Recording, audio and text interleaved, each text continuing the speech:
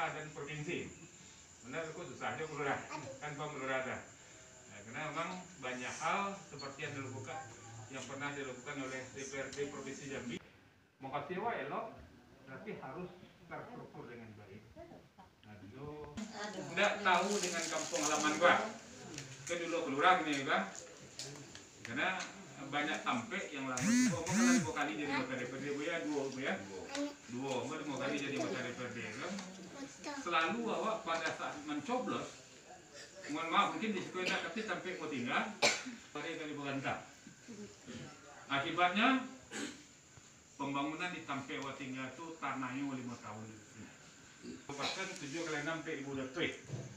Saya udah tadi orang sekolah ya, enggak. Sampai 1.200 itu kalau pandai masyarakat memilih atau si anggota DPRD itu. Buya aku punya suara 2.000. Lebih kat kelurahan kota dia cara memilih ya. Pasti ada anggota DPRD yang akan memperjuangkan nasib masyarakat soal pembangunan. Karena menurut Undang-Undang 23 tentang pemerintah daerah, kebijakan pembangunan itu dibahas oleh anggota DPRD, diputihkan oleh anggota DPRD dan kepala daerah. Dan di kelurahan ada.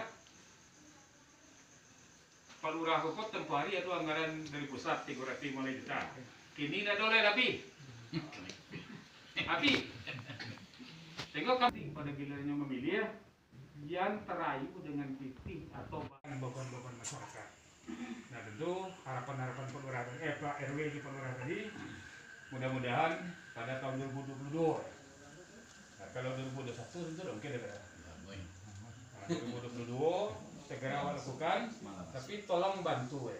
Nah, makanya Ambo bersinergi dengan Buya, juga Ketua Golkar Kecamatan dalam rangka reses untuk menjapui dan menampung. Jadi bisa jadi Kota Padang itu dengan seluruh program Nanado, Nalahado kini kok program awak Nalado kini kok adalah tertata di APBD itu bisa jadi nanti di akhir tahun dengan anggaran 2,35 miliar tidak akan dilaksanakan.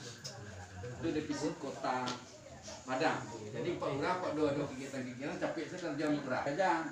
Karena tidak sampai PAD itu tidak sampai PAD target awak itu kan 881 miliar PAD Padang. PAD itu yang tidak cukup 881 miliar. Kurangnya dengan hitung-hitungannya lah nama kurang 235 miliar. APBD berapa ya? APBD 2,5 lebih. 2,5 lebih. Lampu merah Ya lampu merah ya. Jadi memang agak berisiko Padang bisa jadi nanti di akhir tahun itu Padang kegiatan telah terlaksana tapi tidak bisa dibayarkan. Tidak dong. Nah, bisa ke Padang saat ini.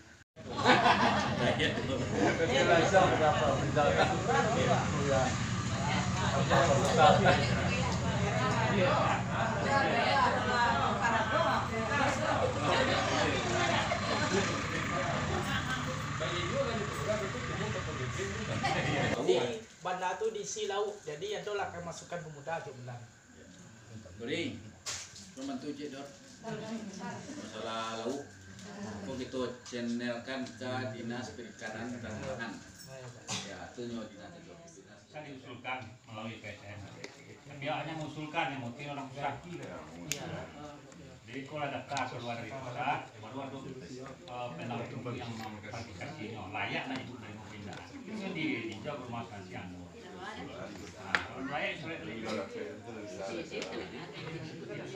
Malam ini berbahagia sekali didampingi oleh anggota DPRD dari Kota Padang, dari fraksi Partai Golkar, Saudara Zulhadi Zalatif. Jadi artinya berdasarkan kewenangan, ada yang menjadi kewenangan kota dan ada yang menjadi kewenangan provinsi.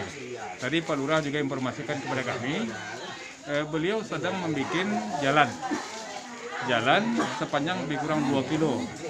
Nah, saya pikir ini merupakan program strategis bagi pemerintah kelurahan, kelurahan Cokolokoto ya. Nah, tentu ini yang nanti akan kita sinergikan dengan kepentingan pemerintah provinsi dan pemerintah kota sendiri dia. Nah, tentu malam hari ini kita jemput aspirasi masyarakat. Nah, bagi yang menjadi kewenangan kota, maka tugas dari saudara legislatif. Mungkin ada kelompok tani dan lain sebagainya. Tapi kita pun di provinsi dengan keluarnya peraturan gubernur yang terbaru tentang hibah dan bansos, dimungkinkan bagi pemerintah provinsi untuk melakukan intervensi, memberikan bantuan kepada masyarakat di Kota Padang atau kabupaten kota yang lain. Nah, tentu hari ini saya kebetulan anggota DPRD provinsi dari Dapil Kota Padang. Tentu Padang lah yang menjadi fokus untuk menyebut aspirasi untuk kita bahas di APBD tahun 2022. Buya mungkin ada, Buya? Usulan itu biasanya dalam setahun itu 2 kali. Kita hanya bisa mengusulkan, kemudian nantinya data DKS ini yang ditentukan oleh orang pusat. Nanti orang pusat akan menentukan pendampingnya untuk melakukan verifikasi. Nah, itu biasanya yang dilakukan oleh dan bentuk ini sosialnya. Ini Pak Lurah, yang menarik lagi kita sering melihat ini datanya kayak kurang valid. Ada yang kurang valid, masalahnya ada orang yang sudah mampu yang masih terdaftar di DTKS. Ini bagaimana cara mengatasinya? Apakah bisa diganti dengan yang belum terdaftar atau gimana, Pak? Iya, biasanya memang datanya seperti itu. Data ini yang dikeluarkan data lama. Nah, itu makanya di dinas sosial ada memberikan kepada pendamping untuk melakukan verifikasi. Jadi kalau data nanti kita hanya bisa mengusulkan, Pak, sementara yang menentukan orang pusat. Untuk verifikasi ini bagaimana, Pak? Ada jalan?